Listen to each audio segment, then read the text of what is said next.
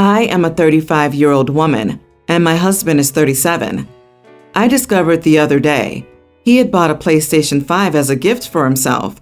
The thing is, he used my money to do so without my permission, utilizing a portion of my emergency savings that he had access to in case of, an emergency.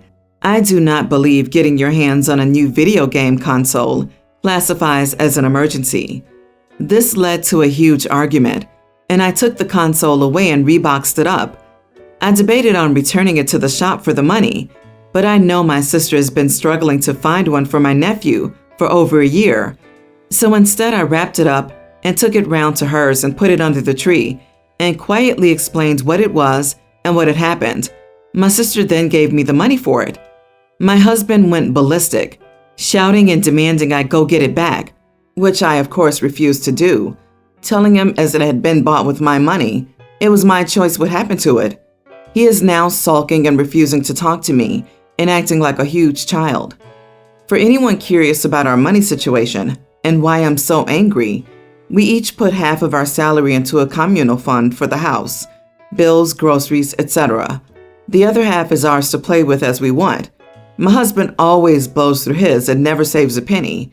As I'm more realistic, half of my expendable money goes into savings for emergencies. He refused to pay me back, as it was an emergency. So, am I inconsiderate in this matter? And should I have let him get away with it? He refused to pay it back because it was an emergency. Say what? Not the idiot, OP. It's your money that he technically stole.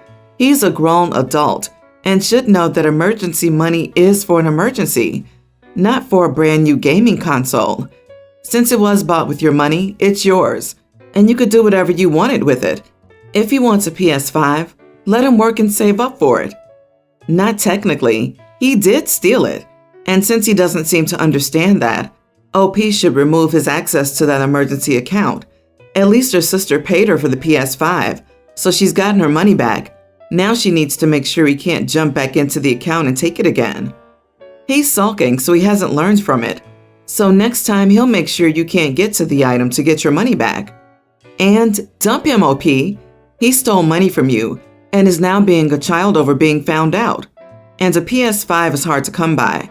To get one for my household, I had to join 2 Twitter groups for alerts and be willing to sit on a site hitting refresh for up to 45 minutes. It took me 3 weeks of full-on dropping everything for every sale that popped up for me to get lucky enough to snag one. There's no way he just happened upon a PS5. He was just hoping OP would let him get away with it. Not the idiot, but you guys have bigger issues. Healthy relationships don't lead to one party going into the other's emergency funds to spend on a console. You probably could have handled it better. I'd be selling it on eBay and making my money back and then some. But I think you need to maybe look into some couples counseling. Everyone's the idiot here. Your husband sucks because he's fiscally irresponsible if he's blowing through his money every time. If that were not the case, then I'd say depending on his video game interest, the ability to buy a PS5 could be an emergency of sorts. They've been out of stock essentially for over a year. In fairness, locating and getting a PS5 right now is an emergency. But of course, that is assuming he could replace the emergency money quickly. You suck because you need to get your finances in order. In a marriage, there shouldn't be your money and their money. You're married, it's both your money. When you retire, will one of you have a better retirement than the other? If you can't trust your spouse with one of the most basic needs in life, is that someone you want to be with long term? Update. I have emptied the emergency account that he has access to and put it all in my personal account that he does not have access to, including the money I got from my sister for the PS5. I'm a 28-year-old guy. I've had the same close friend group since freshman year of college, so 10 years now. There are 5 of us. Every year we like to take at least one trip. Sometimes we do 2 like we did last year, with airfare being so low. This year, technically next, we plan to go to Austin, Texas in March or April. All of us had heard great things. By the end of November, we would like to book the Airbnb. We actually decided on Austin back in June, but we have to plan the trip for the spring due to some work schedules and a wedding we will all be attending. The problem lies with my buddy Craig. Craig is a great guy and I love him, but he's always been a little odd. He doesn't have great social skills and never does great with women. He's just kind of an awkward guy, but still one of my best friends. So Craig is our age. He turned 28 in April. Well, in September, Craig decided to introduce us to the girl he was seeing because now they made it official and are boyfriend and girlfriend. Craig is dating Mary, who is freshly 20 years old. She celebrated her birthday a few weeks before she matched with Craig on an app. I'm sorry, I don't want to be judgmental, but yikes.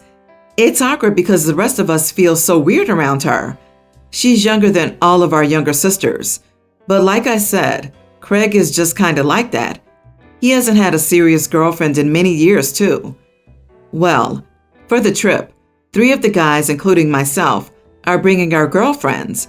Craig is now asking that we consider changing the location to somewhere Mary could go. I guess she has a fake ID. Good Lord, why are we with someone who still needs a fake? But is nervous the bars in Austin might not take it. Honestly, a couple of others and I want to tell Craig that Mary will have to sit this one out then. He said it's unfair because other girlfriends are going, and it's crappy to exclude his girlfriend. I asked him if she even wanted to go, or if she was too nervous about missing her Sigma Kappa philanthropy event. I know, crappy joke. But we think, number 1, we planned this before they got together, and number 2, we just shouldn't have to accommodate this girl. Like, Craig, come on. This is what you get for dating a girl that young. Number 3, we all think it's creepy and just don't want to be around them. Like I said, we have younger sisters years older than her. Am I the idiot? Not the idiot. I'd either be direct that you're uncomfortable instead of making immature jokes that will offend him without getting your point across. I am not a fan of age gap relationships. I find them creepy. She's not even drinking age. That being said, you can decide to express that part, or you can decide not to. Either way, you still have the right to say you're uncomfortable bringing someone below that age.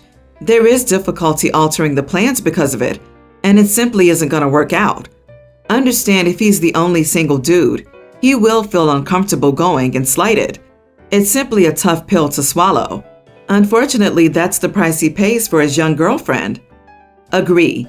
Craig needs to understand that when he dates someone that young, it will come with exclusions as to what they can do. This is one of those times. Also, it's completely unreasonable to expect you to change the location of a trip you've already planned. So what, screw everybody else who's already looking forward to Austin? Could you imagine how awkward the trip would be if you changed it just for this one person who you just met? You are the idiot for judging your best friend's relationship. The age gap is 8 years. That's nothing. And the older and more mature you all get, the more you will understand. And you are being quite cruel with shitty sorority jokes. Of course, all you'll end up doing is ruining a friendship, but it sounds like that would be okay with you too. I am the only girl in my family. I was the black sheep in many ways. My birthdays always come second to sports events. My parents never came to my school activities with excuses that my brothers needed them. My brothers have lived on and off with my parents since we turned 18. Not me. I decided to start working at 15, and I never turned back. My childhood wasn't happy. I wanted to be a stay-at-home mom, basically giving my kids what I never had. However, that's really hard to do on a single income where I live. So I picked up a second job. Then I saved for 10 years. It came with a lot of sacrifice from both my husband and me. No vacations, no gifts or special occasions. During that time, everything went into savings. So when we had kids, I could be home with them. I ended up buying some rental properties to cover my income. All my brothers except one are now in debt and won't work. They have financially drained my parents. The one brother, John, and I became close after we became adults. His work ethic is a lot like mine. Unfortunately, John died about 2 weeks ago. My parents pulled me aside after his funeral when I was cleaning up. They let me know that my other brothers would need care, that they had no choice but to ask me to house them and take care of them since John couldn't send them any more money. Specifically, they want them and their kids to live in my rental properties since we all don't want that kind of environment around my young kids. If I allow them to be in my rentals, I know I will never collect money from them to cover any expenses. I would have to return to working a normal job again, leaving my kids with a nanny. So, would I be the idiot if I told my parents no? My best friend said I might be an idiot because of my feelings towards my childhood, that I could be holding resentment against my brother for my parents' preferential treatment. So, I am having doubts now. Absolutely not. You are not the idiot. Your parents are telling you to neglect your own children to take care of your two grown men and their families? You saved money to stay home with your children, not so you can take care of grown men with problems. They need to find jobs and help their own families. Regardless of your feelings about your childhood, you are not responsible for housing and supporting your ne'er-do-well siblings. Your parents have a lot of nerve. Yep, even if you had the best childhood imaginable, renting to family is always a dangerous idea. What do you expect it to do if they can't pay the rent? Of course you'll have to let it go, because they are family, and how dare you make them homeless over some money or property damage? Just say no. Don't give a reason, because that gives them something to argue. Just no, we won't be discussing this any further, and end the conversation. This situation was created because of your parents' bad parenting that taught these guys to be coddled and irresponsible. It's beyond galling that they have had the nerve to ask you to be responsible for the mess they made. Forcing them to accept the consequences of their actions and choices could finally be the best thing anyone's done for them. OP, your best friend is wrong. Your resentment isn't an issue here. The debt and no income thing is. And you are not the idiot. It doesn't sound like they're a good family to have, so maybe that will make them shun you and you won't have to deal with them anymore. Not only would you lose rental income, there's a good chance they'll trash those houses. So say no and regret nothing. My boyfriend's best friend Josh has been dating his girlfriend for nearly 5 years, and he proposed to her last week. My boyfriend and I, on the other hand, have been dating for 8 years and no ring to be seen. His best friend is already arranging the wedding planning with his fiancé, and I can't help but feel upset and mad about it. And I also feel like it's unfair how they got engaged before my boyfriend and me, and they'll most likely get married before us too. I don't know if I'm mad at them or if I'm mad at my boyfriends for not having any plans for the future. Whenever I discuss plans with him, he acts like he doesn't care, and then I see his best friend and his fiancé how they are, and I feel sick. I asked my best friend's fiancé to hang out and grab some lunch together, which is odd since we never got along this whole time, and she was surprised that I invited her to do something like this. But I did so, even though I don't like her a lot. I needed her honest opinion of what she thinks of my situation. I'm an honest person and told her how I felt upset that they got engaged before us and how I don't see my relationship progressing the same way. She said that she understands why I'm upset, because my boyfriend doesn't seem to put in the effort in an 8-year relationship, and I have the right to feel dismissed along with my feelings. But she took offense because I'm upset she got engaged first, and she said that while she understands, it's not her and her fiancé's fault, and they shouldn't be expected to wait until we get engaged first. She claims I came off a bit confrontational the way I phrased it, and she wouldn't want to feel guilty for planning her wedding, just because my relationship is not heading the same path as theirs. Am I the idiot? Yes, you are the idiot. Josh's engagement is by no means any of your concern, and telling his fiancé that you're upset in the manner you did is an idiot thing to do. This is something that you need to seriously discuss with your boyfriend, rather than be upset at Josh for deciding first. They aren't obligated to wait for you just because your relationship is longer than theirs.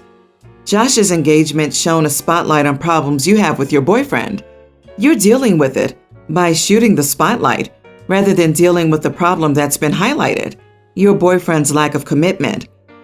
If I'm reading this correctly, you are angry with your boyfriend for not proposing, even though you want to get married. So instead you asked a person to lunch who you don't like at all to confront her? Why didn't you talk to your boyfriend instead? You know, the one who you want to spend the rest of your life with? If you want to be married, you need to use your words and express all this to him, not your boyfriend's best friend's fiancé. If you can't talk to him about this, then you shouldn't be getting married. LOL, you are the idiot.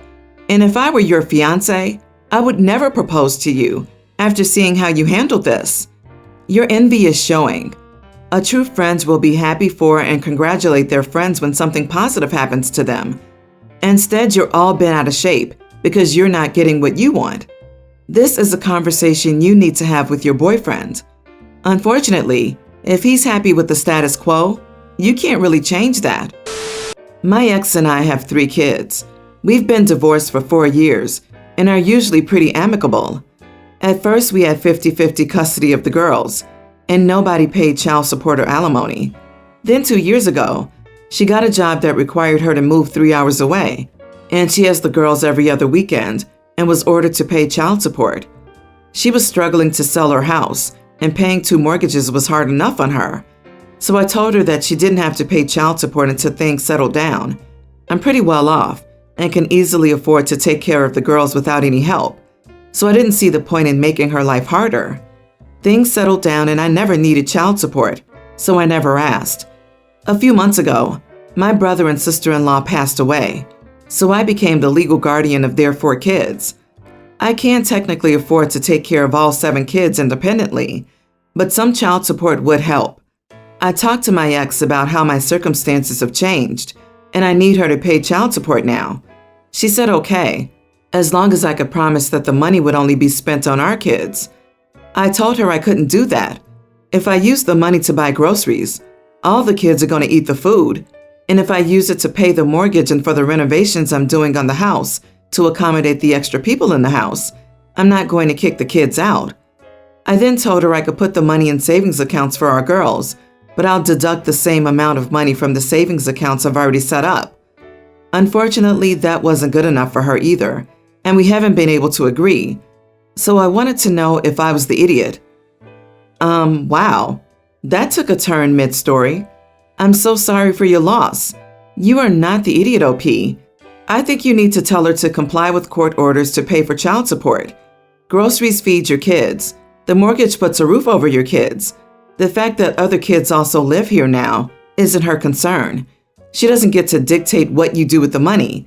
And obviously, you're not taking the money and allocating it in an account earmarked for a specific kid that isn't hers. Since she hasn't complied with the court order, tell her you'll get your lawyer involved and take her back to court. This is the overall problem with being nice and lenient with the order. First you gave her an inch, and now she expects a mile. As soon as she could afford child support, you should have taken it. It isn't for you, it's for the kids. And as a primary caregiver, it is your job to look out for your children's interest. Even if that support was going into a rainy day fund for medical needs, a college fund, or any number of things, it's her responsibility to plan for and pay her fair share. So you messed up a bit here. I would stop talking with her about it. Remind her it is her obligation to pay. Tell her you want to protect your relationship and keep it civil, so anything further relating to the matter should be directed to your lawyer. Then stick to it and send her to your lawyer with any complaints. I can't believe your ex is being difficult, knowing what you're going through. Update. I texted my ex and told her I was giving her a week to send a check for this month, and if I don't have it, we'll go through the courts for regular child support and back pay.